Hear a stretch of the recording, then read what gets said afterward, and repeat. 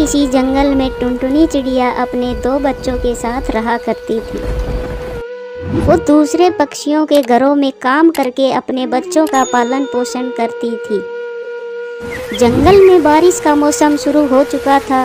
सारे पक्षी अपने अपने घरों में आराम से रह रहे थे, पर गरीब टुनटुनी चिड़िया अपने टूटे फूटे घोंसले में गुजारा कर रही थी। अचानक से एक दिन टुनटुनी का बेटा कुकू बीमार पड़ जाता है। उसकी दवा लाने के पैसे टुनटुनी के पास नहीं थे।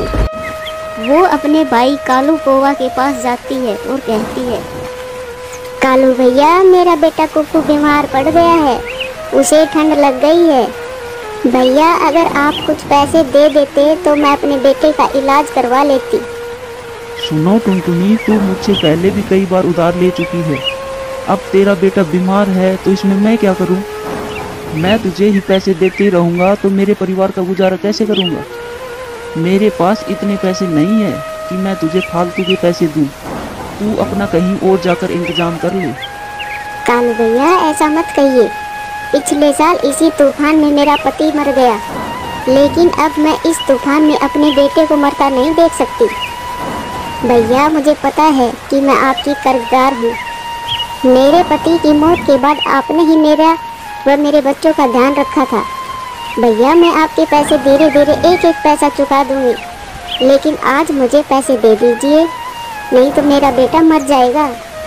भैया, मुझ पर दया कीजिए। ये सब बातें कालू की पत्नी गौरी अंदर से सब सुन रही थी, और वो बातें सुनकर गौरी अपने पति कालू को अंदर बुला लेती है और कहती है, कालू जी सुनिए, यही तो मौका है तुम्हारी बहन का घर अपने नाम करने का। जब उसका पति जिंदा था तो हमने बहुत बार कोशिश की थी, लेकिन वो नहीं माना। लेकिन आज टुनटुनी चिड़िया का बेटा बीमार है, अगर हमने पैसे नहीं दिए तो उसका बेटा भी मर जाएगा। सुनो जी, आज आपकी बहन इसी मजबूरी में अपना घर नाम कर जाएगी। अरे वाह गौरी, तू तो बहुत समझदार निकली। मुझे तो ये ख्याल आया ही नहीं। टुनटुनी बहन, अगर तुझे पैसे चाहिए तो तू अपना घर मेरे नाम कर दे और फिर पैसे ले जा। कालू भैया, अगर मैं अपना घर तुझे दे दूंगी तो इस बारिश के मौसम में मैं अपने बच्चों को लेकर कहाँ जाऊंगी? तो बहन, मैं तुझे पैसे नहीं दे सकता, तू कहीं और जाकर पैसे मांग। ठीक है भैया, मैं अपना घर आपके नाम कर देती हूँ। मेरे घर से ज़्यादा कीमती मेरे लिए मेरा बेटा है। टुनटुनी चिड़िया अपना घर कालू के नाम करके उससे पैसे लेकर दवाई लाती है और अपने बेटे का इलाज करवाती है। 2-3 दिन बाद ही कालू कौवा टुनटुनी के घर पर कब्जा कर लेता है। माँ, इस बारिश में हम कहाँ रहेंगे? देखो कुकू भाई ठंड से कैसे कांप रहा है, और बारिश में तो ये और ज़्यादा बीमार हो जाएगा। चिंकी बेटा, थोड़ी हिम्मत रख, हमें रहने का कोई न कोई ठिकाना मिल ही जाएगा। टुनटुनी अपने बच्चों के साथ नए घर की तलाश करने लगती है। वो एक जगह पर रुक जाती है। अचानक से उसे एक मिट्टी का ढेर दिख जाता है। टुनटुनी के मन में ख्याल आता है, क्यों न इस मिट्टी से घर बनाया जाए। चिंकी बेटा, ये देखो मिट्टी का ढेर, क्यों न हम मिट्टी का घर बनाएं? हाँ मम्मा, आप ठीक कह रहे हो।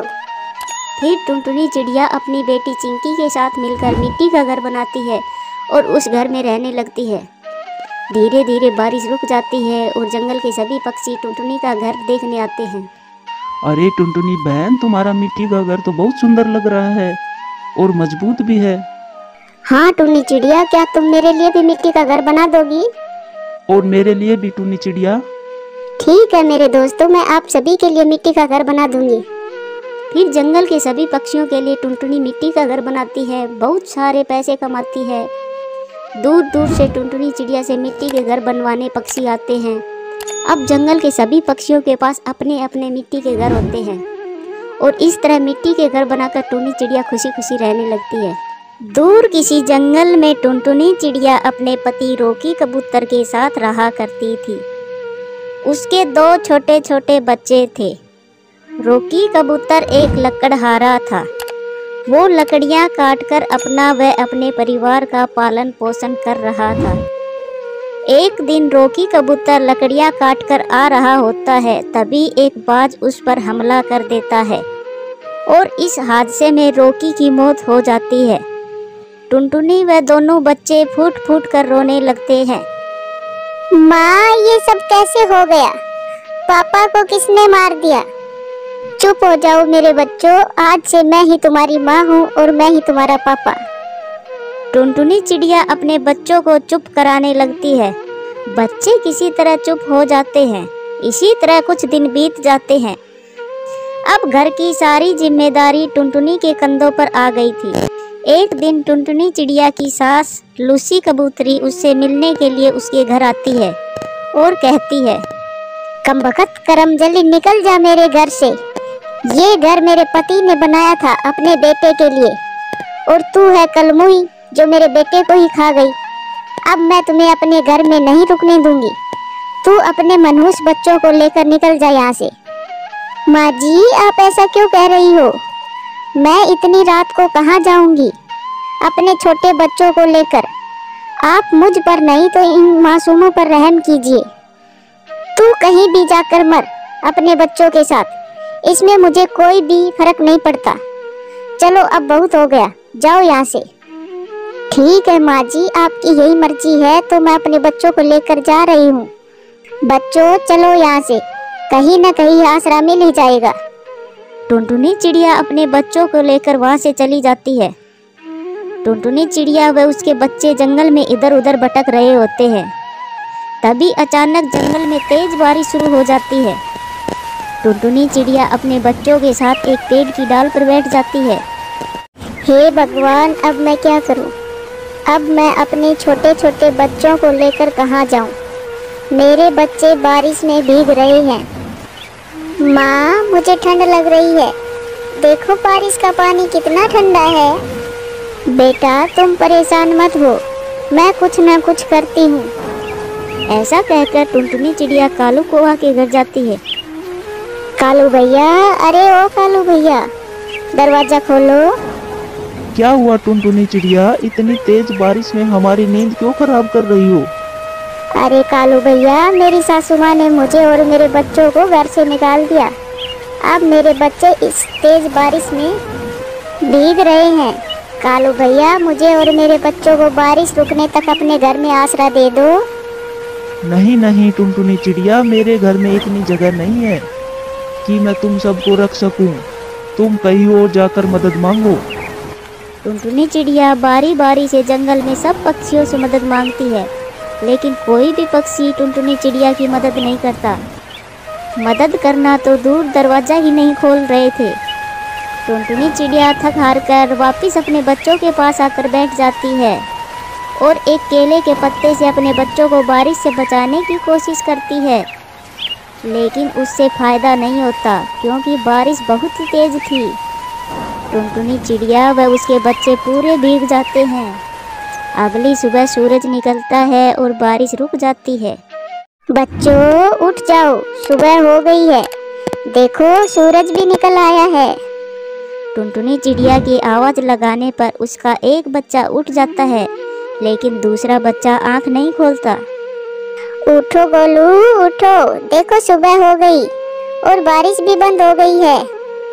माँ, पता नहीं गोलू को क्या हो गया, ये आंखें क्यों नहीं खोल रहा। टुनटुनी चिड़िया गोलू को बहुत आवाज़ लगाती है, लेकिन गोलू नहीं उठता। टुनटुनी चिड़िया समझ जाती है कि उसने अपना एक बेटा खो दिया।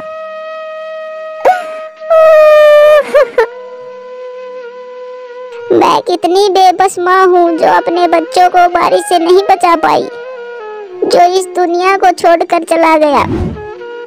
टुनटुनी चिड़िया को रोता देख कुकू भी रोने लगता है। टुनटुनी अपने बेटे को रोता देख अपने आप को संभाल लेती है और अपने आंसू रोक लेती है। मत रो मेरे बेटे, हिम्मत रख, सब कुछ ठीक हो जाएगा। मैं आज से ही मेहनत करूंगी और अपना एक पक्का घर बनाऊंगी। टुनटुनी चिड़िया जंगल में लकड़ियाँ इकट्ठा करने लगती है और लकड़ी का घर बनाना शुरू कर देती है।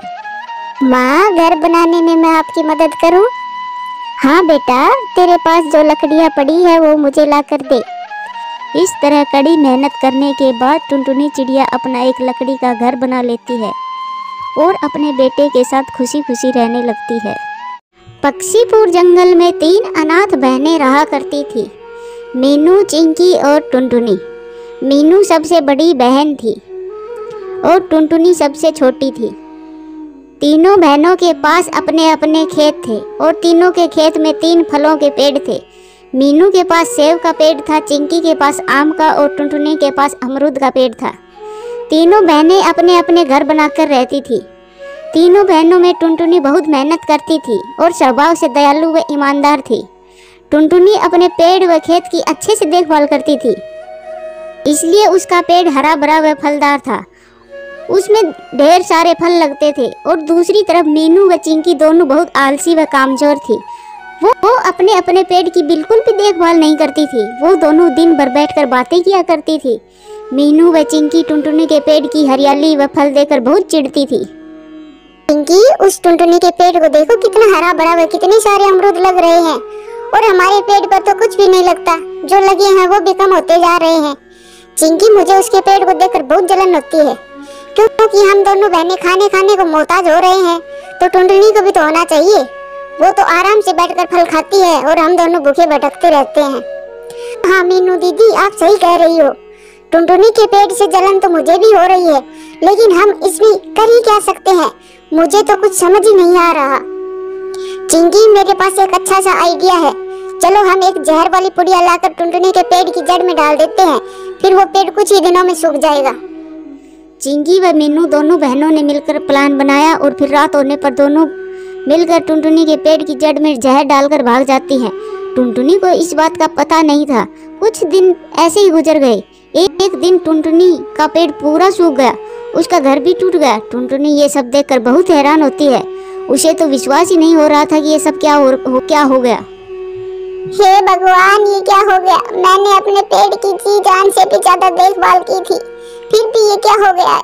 मुझे तो किसी की साजिश लगती है, वरना मेरा पेड़ तो बिल्कुल हरा भरा था, वो अचानक कैसे सूख सकता है? हे भगवान, तूने मेरे साथ ही ये सब करना था। अब मैं क्या करूँगी? तभी वहाँ चिंकी व मीनू आ जाती है और कहती है, टुनटुनी, तेरा पेड़ सूख गया है, इस बात का हमें बहुत दुख है। अब तो ये पेड़ पूरी तरह खत्म हो चुका है, फिर से हरा भरा तो होने से रहा।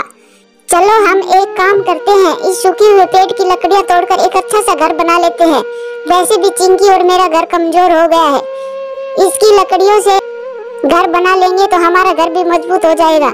और अब तू इस सूखे हुए पेड़ का क्या ही करोगी? हाँ टुनटुनी, मीनू दीदी ठीक ही कह रही है।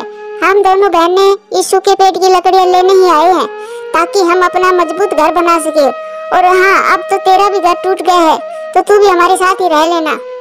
कुछ दिन मेरे साथ और कुछ दिन मीनू दीदी के साथ रह। टुनटुनी अपनी दोनों बहनों की साजिश समझ जाती है और कहती है, वाह मेरी बहनों, वाह, क्या तुम सच में मेरी बहन कहलाने लायक हो। अब मुझे अच्छे से समझ आ गया है कि मेरा हरा भरा पेड़ अचानक से कैसे सूख गया।